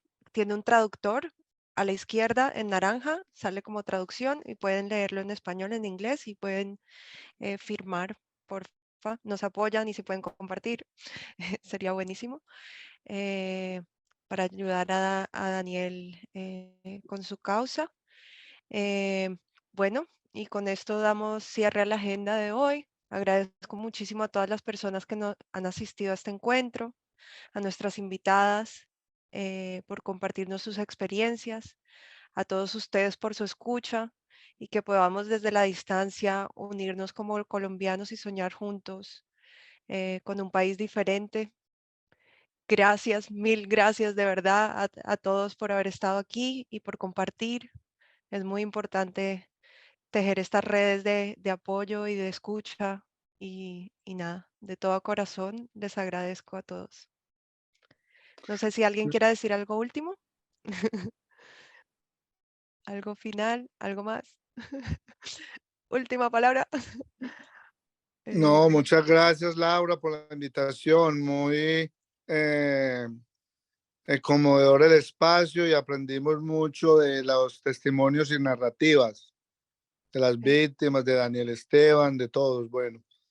Gracias, Y Elisa. seguimos construyendo movimiento social de víctimas inmigrantes. Gracias. Gracias por estar aquí. Bueno, chicas, muy amables. Yo tengo estén una muy bien. pregunta Sí. y estos relatos que estuvimos compartiendo, ¿es un libro que ha sacado la Comisión de la Verdad? ¿Cómo se lo puede tener? ¿Cómo? Sí, me gustaría mucho Yo lo tengo, yo poder te lo llegar a puedo. ello. Y sí, digamos que parte del informe final de ellos puede entregar un libro de recomendaciones al Estado colombiano con el propósito de cómo incorporar nuevas políticas públicas para que acabáramos un poco con la guerra en Colombia, y ellos hicieron como un marco histórico de la violencia en Colombia desde hace 60 años. Hay muchos libros, ellos hicieron, la comisión tiene muchos libros, pero uno de ellos se llama Cuando los pájaros no cantaban, y es la recopilación de todas, de más de 2000 testimonios de víctimas que ellos entrevistaron para hacer esta historia y para hacer este informe final. Tienen muy bien escritas, muy bien redactadas las historias de las víctimas. Entonces, aquí Amara Isabel de hecho nos compartió el link, y Dani también. En ese link que encuentran en el chat es un PDF, es público, cualquier persona lo puede descargar, es un libro muy largo, y sería maravilloso también como que se reúnan con personas y lo lean, porque el ejercicio comunitario de lectura es muy, muy poderoso. Las reflexiones que salen desde ese libro son muy, muy poderosas. Digamos que ese es un resumito de lo que es ese libro, y en esos links que te enviaron por el chat lo puedes encontrar en PDF. Perfecto. Gracias. María Isabel, ¿quieres decir algo? Sí, solamente quería aclarar que Dani envió el link directo al de Cuando los pájaros no cantaban, pero como decía Jennifer, son varios volúmenes. Hay uno, por ejemplo, de niñez, otro de exilio, y el acceso a todos los libros está ya en el que yo compartí. Entonces, bueno, como para que de pronto no se pierdan ahí con la navegación, están esas dos opciones. Perfecto. Genial. ¿Alguna pregunta? Última palabra, algo adicional. O ya podemos cerrar la sesión por hoy. De verdad, muchas gracias de todo corazón por estar acá, por apoyar, por todos los testimonios. Sí, estoy muy conmovida y muy contenta.